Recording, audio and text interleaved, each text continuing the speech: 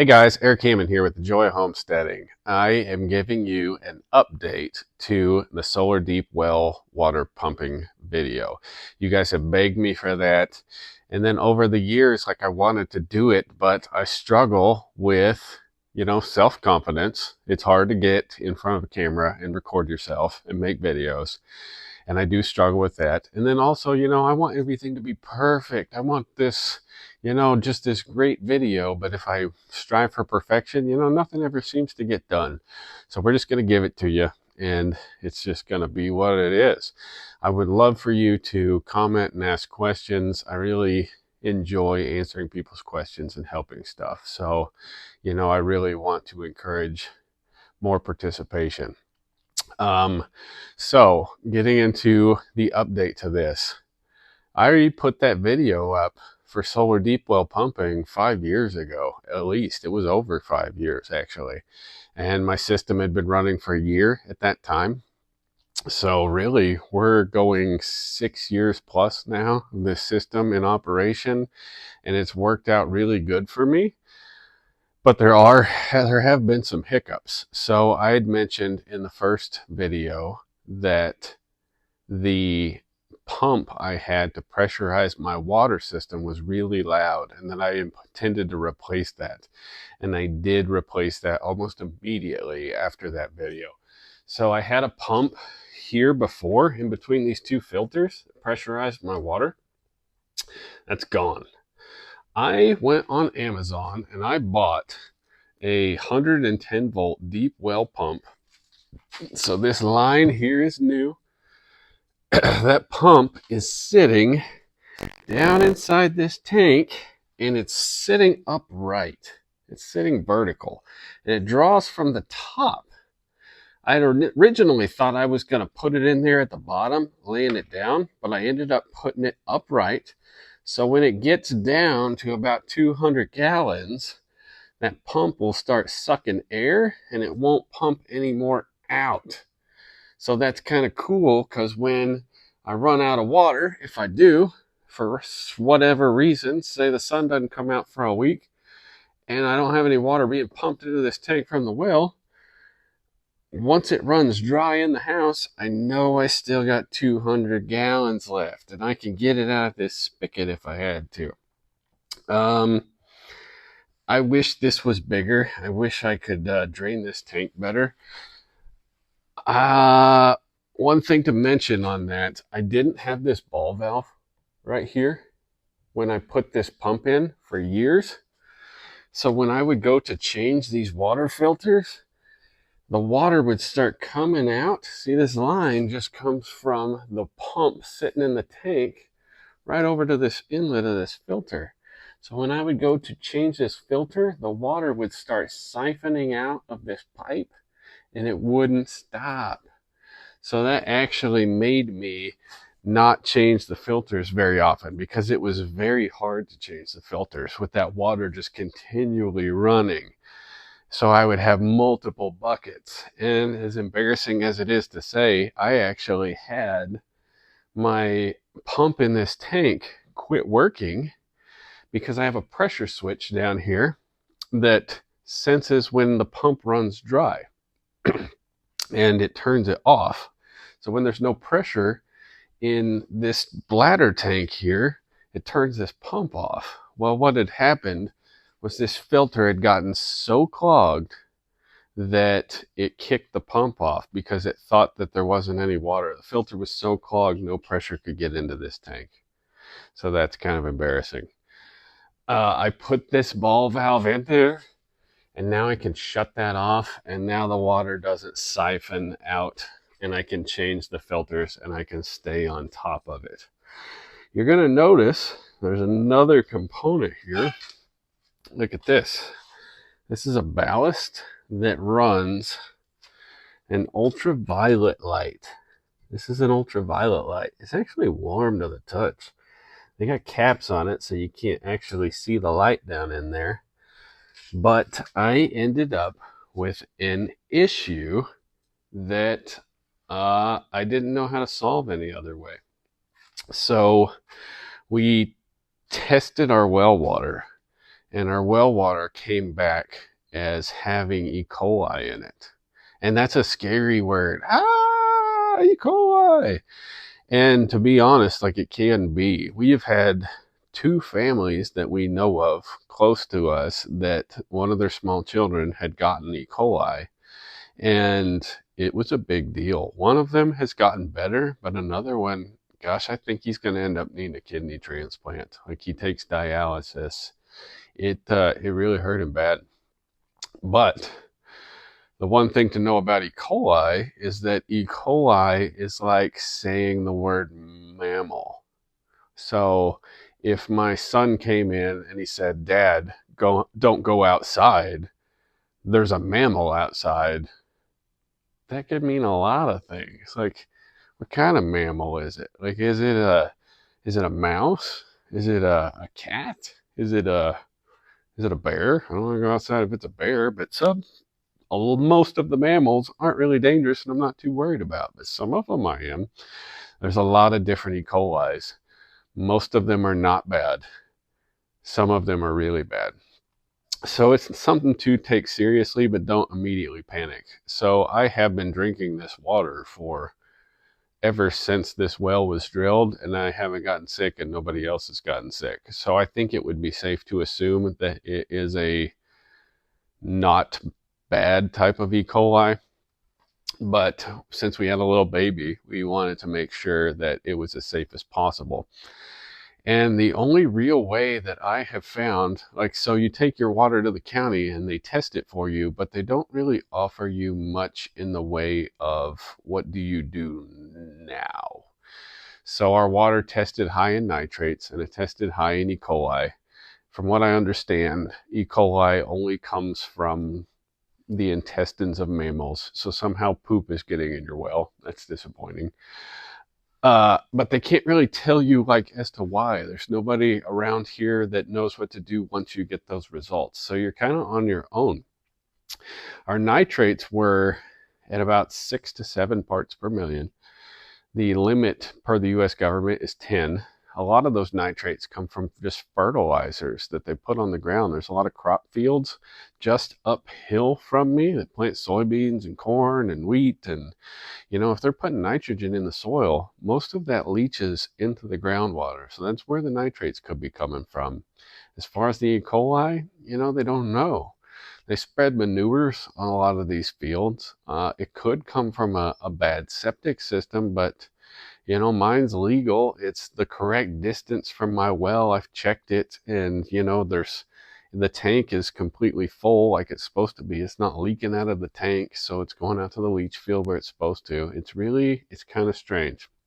So, our water is super clear most of the time, and then if it rains really hard, like say 6 inches plus in a day, the water turns really murky. I'll actually get settlement that builds up in the bottom of this tank.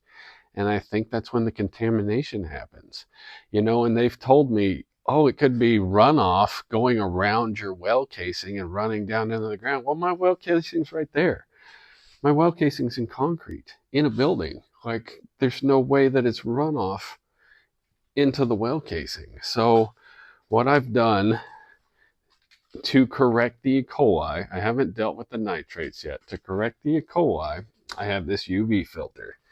And this is a 12 gallon per minute filter, and it irradiates the water. It's on constantly. So you know me, I hate wasting electricity, but that's burning 40 watts worth of electricity all the time.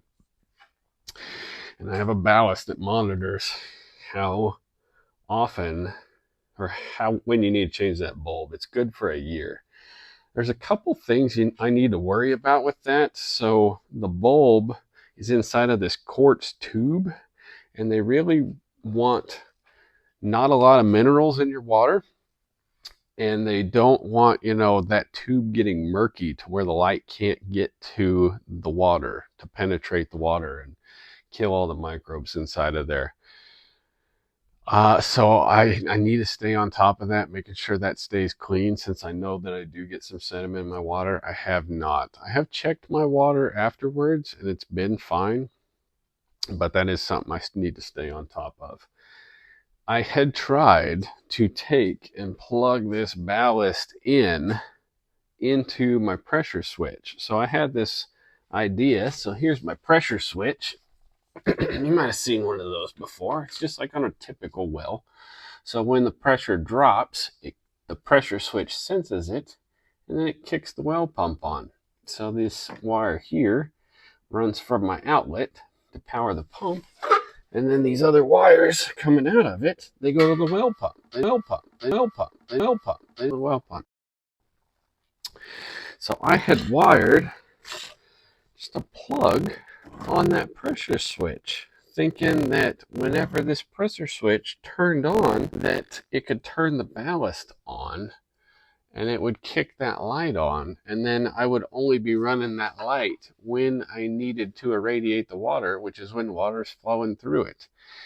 And that probably worked for, I'd say, a month. It actually destroyed the ballast, turning it on and off like that. It ended up not working. So I bit the bullet, and now I keep it on all the time. This is one thing I do to irradiate the water. The second thing I do is I actually have 2 UV lights inside of the tank. So those are 7-watt aquarium bulbs that are for irradiating fish tanks, basically. You got to put them somewhere where the fish aren't. But I put those inside the tank at 2 different levels. So I put a wire across the top, and then I drop the wire down. And then I put one about here at 400 gallons, and I put one down here at about 200 gallons, right in the center of the tank. Those lights want to float, so I had to put a weight on the bottom of it. I think I used just a galvanized water pipe. Since it's made for drinking water, I figured I could weight it down with that, wouldn't contaminate it. And then I think for the wire, I used copper. I think I used a bare copper wire. Copper is a natural antimicrobe type of metal, so I just used a bare copper wire on that. And I put those on a timer, so they're not on all the time. So those lights, I drilled a hole in the tank, they're on, they come together, and then I just have one of those mechanical timers. I think I leave it on for 4 hours, and then off for a couple, and then on for 4 again. And that seems to be working pretty well. And so now I know what you're asking. What if all the contamination's in this tank? What if it's not in the well? Well, I've checked it. So I have just an outlet from the well itself, and I've checked that, and the contamination is in the well. I did replace this cap, and I sealed all the fittings. So the last cap in the last video, it wasn't this cap. This is a simple pump cap. So I can drop a hand pump down in here if I need to at any point.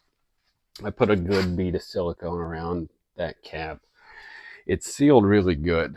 So the one thing you got to do when you install your well, or when you are servicing your well for any reason to where your hands are touching what your water is going to touch, is you got to sanitize it. You got to clean it. And the way you do that is with bleach most of the time.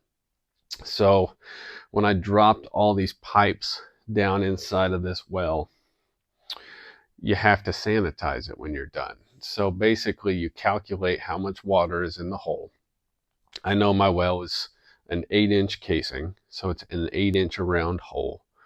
And there's charts that you can look this up, so you don't have to just try and figure it out on your own. My well is 465 feet deep, and then the water level is at 150. So between 150 and 465, I have an 8-inch column of water there. And there's charts you can look up to figure how many gallons that is. And you take and you pour an amount of bleach in that matches that gallon matches that gallons ratio to figure out how to sanitize it. I don't think that statement made any sense, did it? Basically, you're trying to create a mixture that is the right strength of bleach water to sanitize the water column. And then you have to recirculate that water back in the hole, because from 150 feet up, all I have is airspace. And that airspace is a breeding ground for bacteria. So all along the walls of that, you have to sanitize with that bleach water. So basically, you're pumping that water up through the pipe, and then you're pumping it back down in the hole. So basically, I use an engine picker, and I've sanitized this well at least 2 or 3 times, trying to get rid of this E. coli. I'll take an engine picker. We call it like a cherry picker. Here's one right here. That's what we call a cherry picker in my world, in the mechanic world. So you can pick up great weights. I'll just hook a chain around the end of that hook. I'll hook it right here. I can pick this well up, and then you just circulate the water back in and get like a big garden hose, and you just start washing down the inside of this well casing. So basically, you're recirculating that water, mixing it up with the bleach in the bottom of it that you poured in, and you just take like straight unscented bleach, pour it in there, wash those walls down. Do that for, gosh, I don't know, at least an hour. Make sure you get everything covered in that bleach water, and then I let it sit overnight. And then you go to all your taps and you turn them on, and you want to smell bleach at the spigots. All your faucets, all your sinks, make sure you put some tape on them or something to identify them, so that everybody knows there's bleach water in there. You can't drink it. Your ice maker, you got to run bleach water through it. This tank, I do it separate. I fill it up with bleach water. I take a spray bottle like you'd spray weeds with, fill that up with bleach water, bleach all up inside of it, the vent cap, everything. You let that sit, and then you run all that water out until you get fresh, clean water. And that could take pumping water for, a day or two to get good, clean water that doesn't smell like bleach. And you got to do that anytime you open any of this stuff up. You don't want any of the bacteria that are on your hands or skin getting in your water. Now that I've done that several times, every time it rains, that E. coli comes back. But since I have put the UV filters in the tank, and since I put the UV filter in the line over there, I have not had a positive E. coli test. So that is working. That has removed the E. coli. I still need to deal with the nitrate issue. I'm not sure what I want to do there. It's not above the limit of what the government says that I can have, but it is higher than I think you want. I'm thinking that reverse osmosis is the way to get rid of nitrates. I really do. But then you're stripping all the minerals out. So I don't know how to feel about that.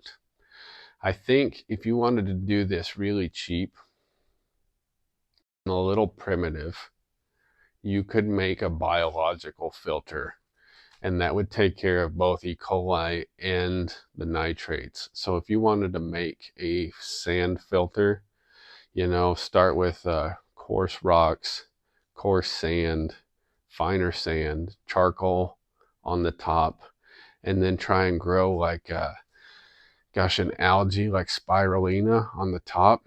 I think that would take care of all of it. I think you could filter out all the E. coli, and I think if you grew an algae on the top that wasn't toxic to you, I think that would get rid of all the nitrates, because nitrates are basically fertilizer. So if you could lock that up in a plant, it wouldn't be in the water anymore. It's something to think about if you want to do it cheap and you want the best water possible, but you don't have a lot of money. That'd be something to think about. As far as, I promised you guys, I think that's all I want to talk about on the E. coli. If you got any questions about that, let me know. I'll do the best to answer. I'm not an expert on that. I know I told you guys I was going to put an air conditioner in here. I have never done that. Life has gotten in the way. I've never put an air conditioner in here. Still on the to-do list. But, as far as an update to this solar well pumping system, it's working good. I'm glad I did it. This is a great pump. I recommend it for just backup. man, you gotta have water. So, you know, if you guys have any questions and you want me to dive it deeper to any part of this, let me know. I enjoy making the videos. I am nervous about it, but I do like making them, and I just like helping. So thank you. Hit like, hit subscribe, and we will talk to you later. Bye.